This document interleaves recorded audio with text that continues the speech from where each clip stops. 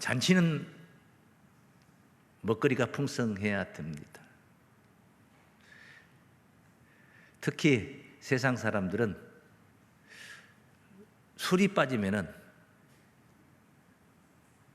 흥이 나질 않죠.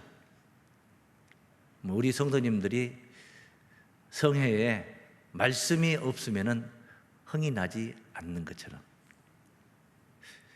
결혼식은 일륜지 대사라고 합니다. 사람들이 모여서 함께 행할 수 있는 가장 큰 일이기 때문에 결혼식을 대사, 인간이 세상을 살면서 가장 큰 일이다, 그렇게 하는 것입니다. 그런데 이 필수 품목, 술이 떨어졌다, 이것은 정말 대단히 곤란한 일인 것입니다. 주인의 입장에서는 체면이 말이 아닌 수치가 되는 것입니다. 물론 결혼식에 다가온 사람들도 분위기가 다운이 되는 것입니다. 술 좋아하는 사람들 입장에서, 말씀 좋아하는 사람들 입장에서 오늘 설교는 없습니다 하면은 그렇지 않습니까? 아무리 신나는 찬양을 했어도 하나님 말씀을 듣고 깨닫고 은혜 받고 준비하고 소망 삼아 따라가며 지키며, 이것이 말씀이 아니겠습니까? 그런데 이게 없다고 하면 그럴 것입니다. 자, 오늘 가나의 혼인잔치가 벌어졌어요. 예수님이 초대받았고 예수님의 어머니도 거기 와 계시고 제자들도 초대를 받았는데 갑자기 오늘 본문 말씀 보니까 술이 떨어졌어. 포도주가 떨어졌어요. 그럼 포도주가 떨어졌는데 왜 예수님의 어머니가 나서서 예수님께 포도주가 떨어졌다고 알려주고 있는 것입니까? 그때 예수님의 대답이 또 특이합니다. 여자여, 어머니한테 하대하는 것 같아요. 기분이 좀 불경스럽죠. 그것이 나와 무슨 상관이 있나이까? 상관이 없다. 예수님 말씀대로라면 상관이 없는 거예요. 그리고 나서 그 뒤에 또 덧붙인 말씀이 있습니다. 내 때가 아직 이르지 못하였나이다. 바꿔서 생각을 해보면은 내 때가 이르면은 포도주 문제가, 내 때가 이르렀을 때는 문제라는 얘기입니다. 아직 내 때가 이르지 못했다. 자, 결과는 그렇게 나왔습니다.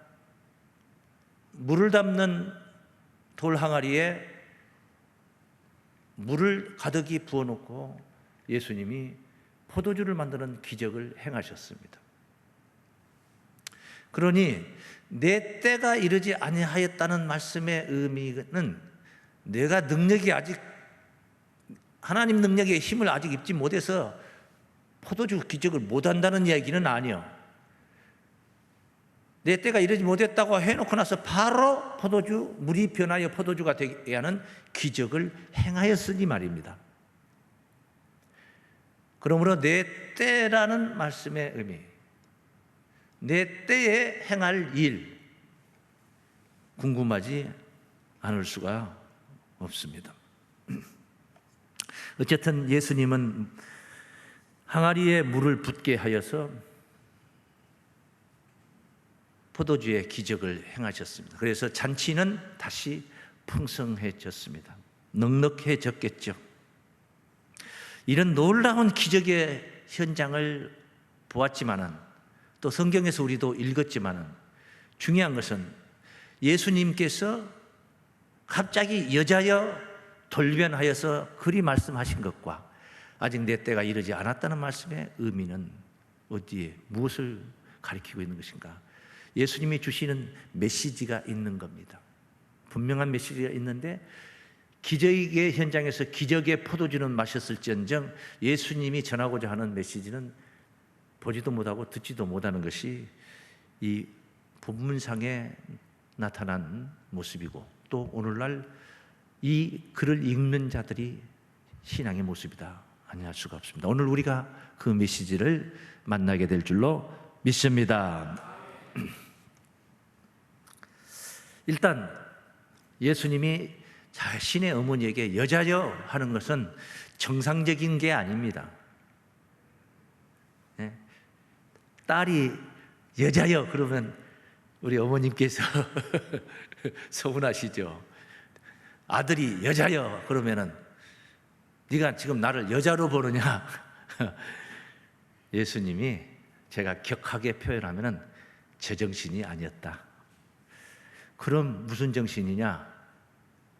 영에 취해 계시는 상태다. 이렇게 생각을 해볼 수가 있는 거예요. 왜 그러냐? 그 뒤에 내 때가 이르지 아니하였다면서 그 내 때를 지목하고 있는 것을 보면 이건 영적인 이야기를 하고 있다는 것을 알 수가 있습니다. 그리고 포도주 문제는 실제적으로 기적을 행하셔서 해결을 하지 않습니까?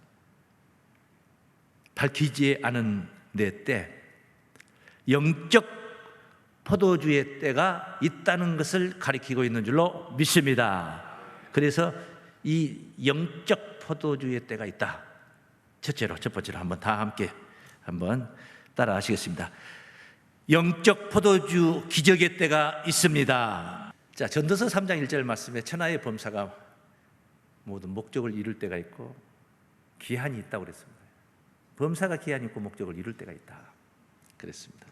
도대체 무슨 일을 행하시는 그리스도의 때냐? 뭐예요? 무슨 일이에요? 영적 포도주 기적의 때다 하는 것을 제목으로 제가 먼저 드렸습니다. 그 궁금한데 의외로 예수님의 때는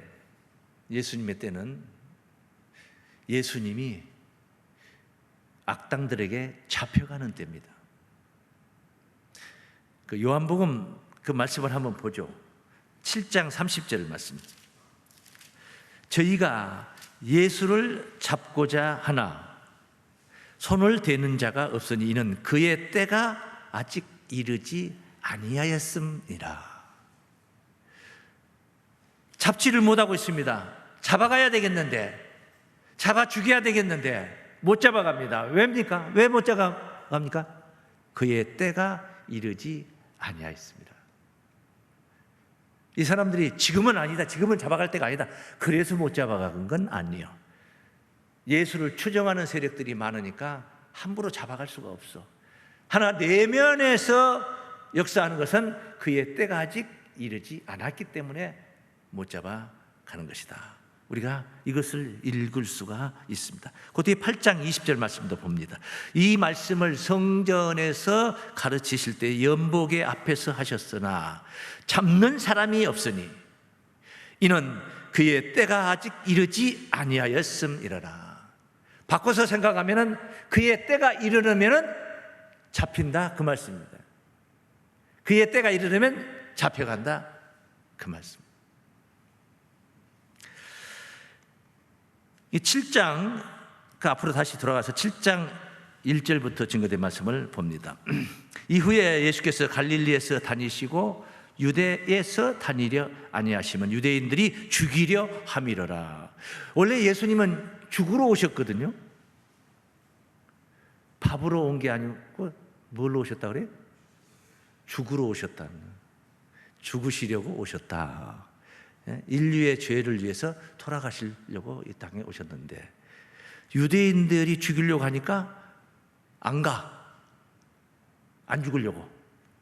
유대인의 명절인 초막절이 가까운지라 그 형제들이 예수께 이르되 당신의 행하는 일을 제자들도 보게 여기를 떠나 유대로 가소서. 스스로 나타나기를 구하면서 묻혀서 일하는 사람이 없나니 이 일을 행하려 하거든 자신을 세상에 나타내소서 하니 이는 그의 형제들이라도 예수를 믿지 아니함이러라. 예수의 동생들이 예수를 안 믿었다는 얘기.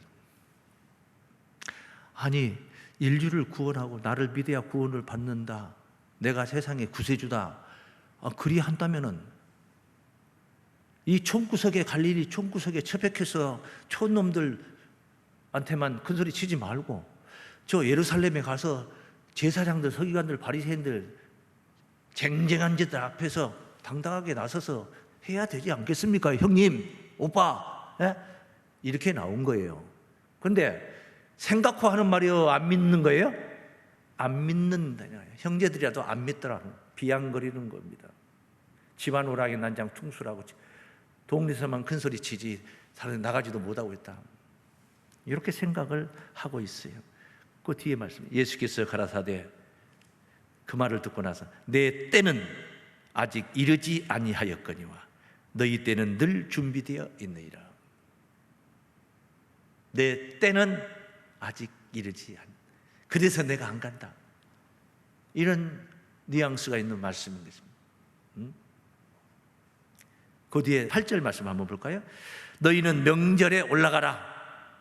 초막절이라는 명절이에요. 나는 내 때가 아직 차지 못하였으니 이 명절에 아직 올라가지 아니하노라. 내 때가 차지 않았으니 안 올라간다. 이 말씀을 하시고 갈릴리에 머물러 계시니라. 예수님이 이제 올라가죠. 물론 이때도 계속 올라갔어요. 이때도 올라갔어요. 뒤에 늦게 나중에 올라가셨어요. 올라가시는데 유월절이라는 명절 때 때를 맞춰서 올라가시는 거예요. 예수님이 유월절 희생양으로 오셨기 때문에 유월절 양으로 희생을 하시는 거예요. 예수님이 십자가의 길을 가시는 거예요. 그래서 유월절은 예수 생애에 유월절을 혹시 몇 번 만났을까요? 아신 분 계십니까? 33세의 기점으로 볼 때 33세에 십자가를 지셨으니까 유월절은 33번 만난 거예요. 해마다 유월절이 있으니까 13살 때 유월절 때에 엄마 아빠 따라서 예루살렘 성전에 갔다가 엄마 아빠는 갔는데 자기는 안 가고 성경 토론하고 있다가 엄마 아빠를 힘들게 했던 이야기가 성경에 있어요.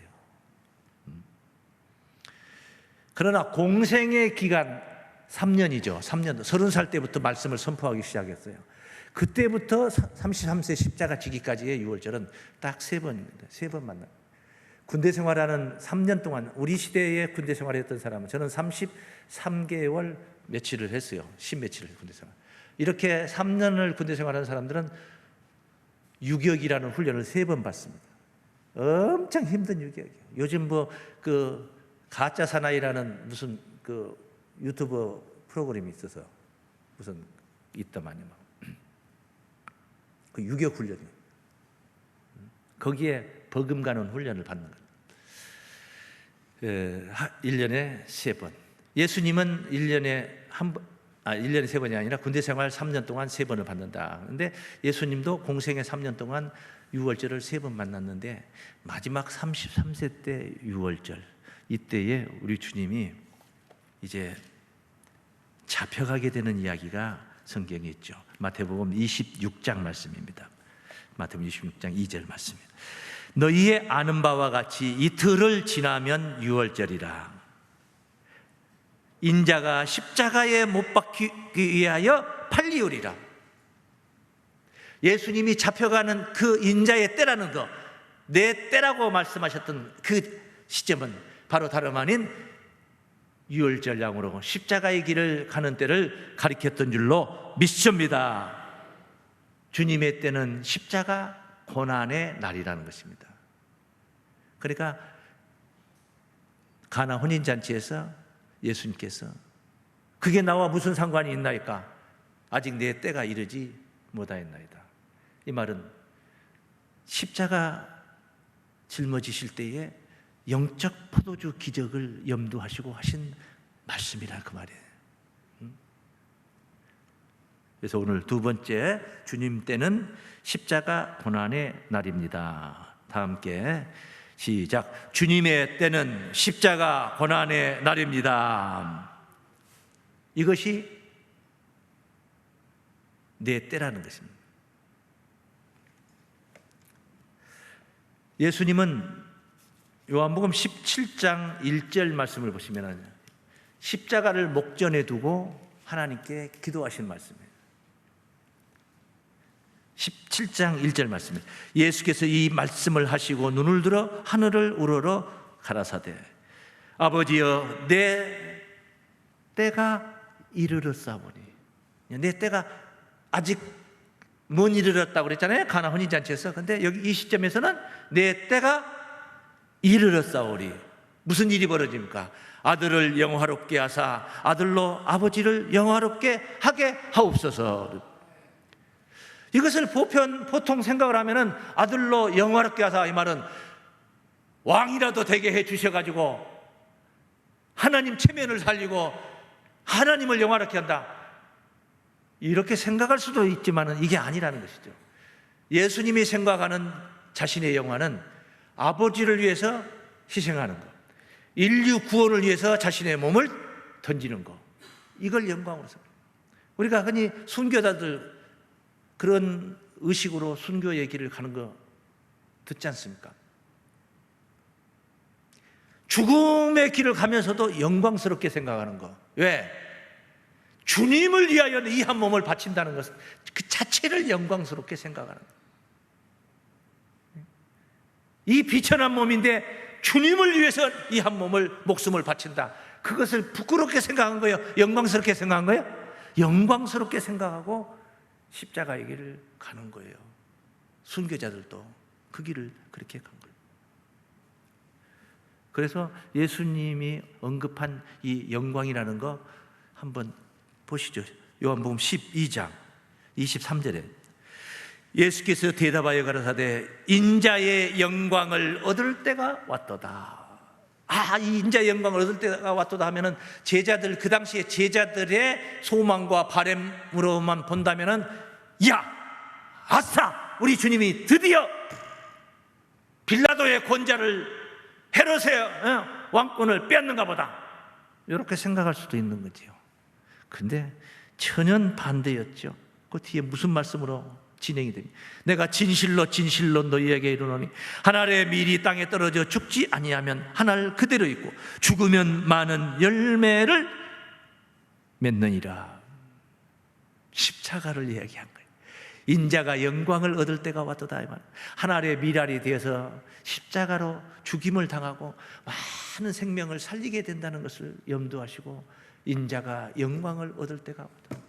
이 한 몸 바쳐서 하나님의 뜻을 이루고 인류를 구원한다면 그게 영광이 돼요. 물론 예수님이 그 결과를 가지고 또 영광의 보좌에 앉게 되겠지만 그 사건 자체만 가지고, 결과만 가지고, 열매만 가지고, 결실만 가지고도 영광이 되는 거예요. 그 길이 편안하고 너무 호강하고 박수받는 길이었기 때문에 영광이라고 한 거 아니야. 예수님도 육신의 몸을 가졌기에 가고 싶은 길이 아닙니다. 고통의 길이에요. 할 수만 있으면 이 쓴 잔을 내게서 옮겨달라고 했던 게 우리 주님의 마음이었던 거예요. 하나 나의 원대로 마옵시고 아버지의 원대로 하옵소서. 여기 그 뒤에도 그런 류의 말씀이 있습니다. 27절 말씀. 지금 내 마음이 민망하니 무슨 말을 하리요? 아버지여 나를 구원하여 이 때를 면하게 하여 주옵소서. 이 때, 내 때, 영적 포도주 기적을 행해야 하는 이 시점에서 이 때를 면하게 하여 주옵소서. 죽음이거든요. 십자가거든요. 고통이거든요. 그러나 그 뒤에 말씀이 중요해. 그러나 내가 이를 위하여 이때에 왔나이다. 이때에 왔나이다. 힘든 고난입니다. 얼마나 힘든 고난의 길이었으면 제자들이 그렇게 인생을 다 예수께 바치고 삶을 다 포기하고 예수를 따랐던 제자들이 다 도망을 가지 않습니까?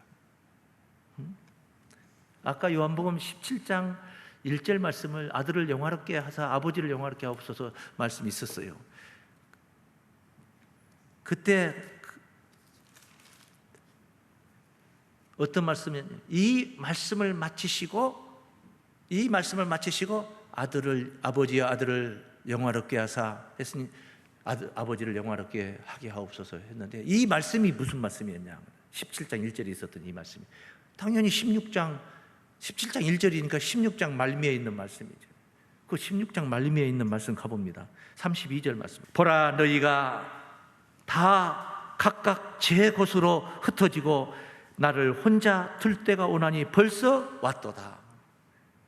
36개 다 도망간 거예요. 제자들이 홀로 남았어요. 고독합니다. 외롭습니다. 그러나 내가 혼자 있는 것이 아니라 아버지께서 나와 함께 계시느니라. 할렐루야. 이것을 너희에게 이르면 너희로 내 안에 평안을 누리게 하려 함이라. 세상에서는 너희가 환난을 당하나 담대하라. 내가 세상을 이겼노라. 이 말씀을 마치시고, 예수께서 이 말씀을 마치시고 하늘을 우러러 아버지여 아들을 영화롭게 하사, 그 말씀을 하신 거예요. 십자가.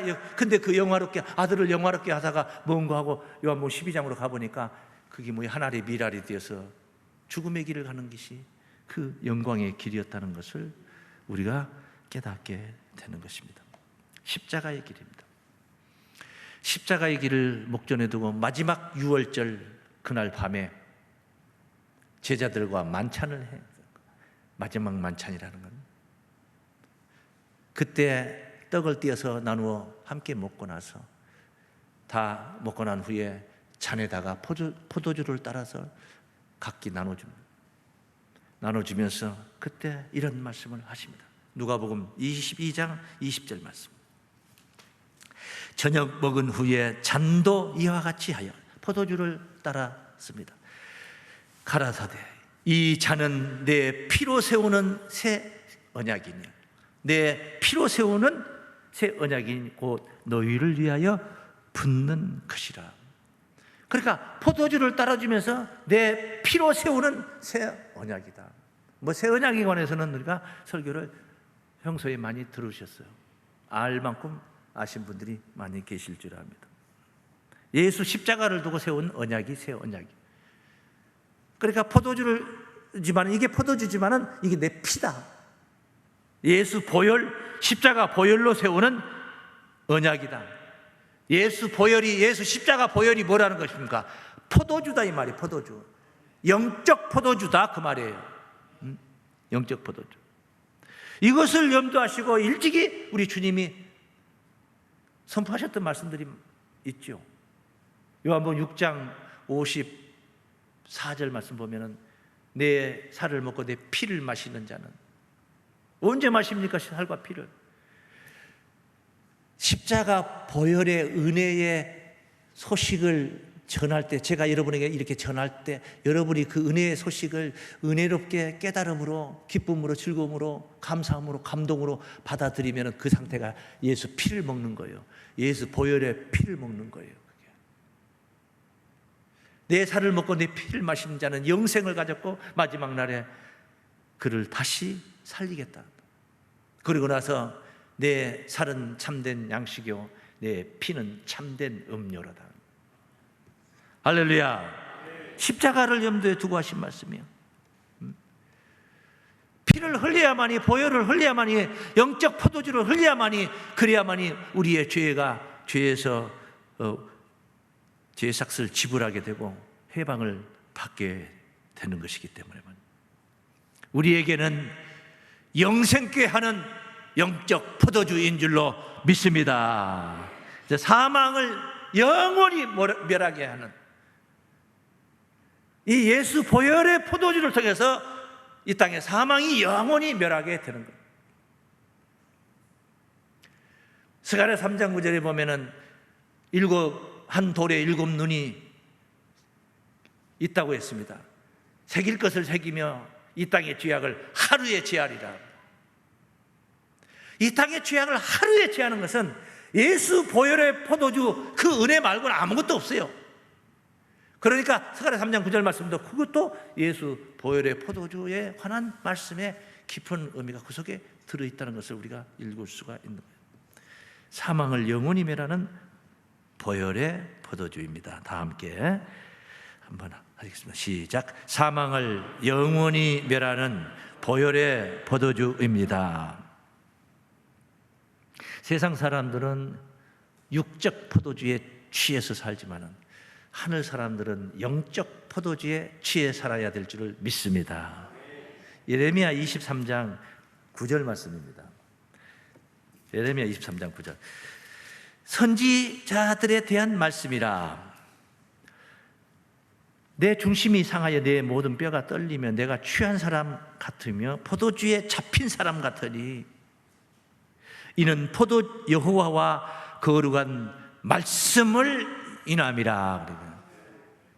육신의 포도주에 잡힌 게 아니라 영적 포도주 하나님의 거룩한 말씀에 잡혔다. 그렇게 증거를 하고 있는 것입니다. 오늘도 들은 바 말씀이 은혜와 감동으로 여러분의 기쁨을 생성시키는, 기쁨이 생명으로 승화되어가는 그러한 포도주의 효험을 보시기를 바랍니다. 전도서 10장 19절 말씀입니다. 잔치는 희락을 위하여 베푸는 것이요 포도주는 생명을 기쁘게 하는 것이나. 포도주 많이 먹어가지고 중독돼가지고 죽는 사람들이 얼마나 많은, 인생을 망친 사람들이 얼마나 많은데 포도주는 생명을 기쁘게 한다고 합니까? 영적 포도주나 생명을 기쁘게 하는 것이 되겠죠. 오늘도 생명을 기쁘게 하는 포도주로 만나시길 바랍니다. 이 포도주의 효험을 가지고 예수님의 혼인잔치가, 예수님의 첫 번째 기적은 가나 혼인잔치에서 포도주를 만드는 기적으로 나타납니다. 예수님의 마지막 기적의 역사는 모든 인간이 죽지 않고 영생을 누리게 되는 어린 양의 혼인잔치를 통해서 이루어질 것을 계시록 19장 7절로 8절까지 증거된 말씀에도 우리가 읽을 수가 있습니다. 우리가 즐거워하고 크게 기뻐하여 그에게 영광을 돌리세. 어린 양의 혼인 계약이 이르렀고 그 아내가 예배하였으니 그에게 허락하사 빛나고 깨끗한 세마포를 입게 하셨은즉 이 세마포는 성도들의 옳은 행실이로다. 포도주에 취하여서 옳은 행실로, 죄가 없는 의로운 모습들로 다 세마포 옷이 되어서, 어린 양 신부의 옷이 되어서 예수님의 혼인잔치에 들어가는 것이에요. 육신적인 예식장에서 하는 혼인잔치가 아니라 죽은 자가 다시 살아나고 산 자들이 변화받는 영생잔치가 될 줄로 믿습니다. 이사야서 25장 6절 말씀부터 증거된 하나님의 성에, 만군의 여호와께서 이 산에서 만민을 위하여 기름진 것과 오래 저장하였던 포도주로 연회를 베푸시고 오랫동안 밝히지 않았던 비밀한 말씀들이 증거됩니다. 맑은 포도주로 잡것이 섞이지 않은 순수한 하나님의 본연의 뜻이 그대로 제대로 전달되는 말씀으로 포도주로 하실 것이며, 맑은 포도주로 하실 것이며, 이 산에서 모든 민족에 가려진 면박과 가려졌던 아무것도 보이지 않았던 백내장이 끼어서 보이지 않았던 영의 세계, 활짝 열린 영의 세계, 면박이 거두어지고 덮인 휘장이 제하여진다. 성소로 가는 길이 활짝 열리는 예수 십자가의 은혜를 통해서 누리는 사망을 영원히 멸할 것이라. 주 여호와께서 모든 얼굴에서 눈물을 씻기심에 그 백성의 수치를 온 천하에서 제하시리라. 여호와께서 이같이 말씀하셨느니라.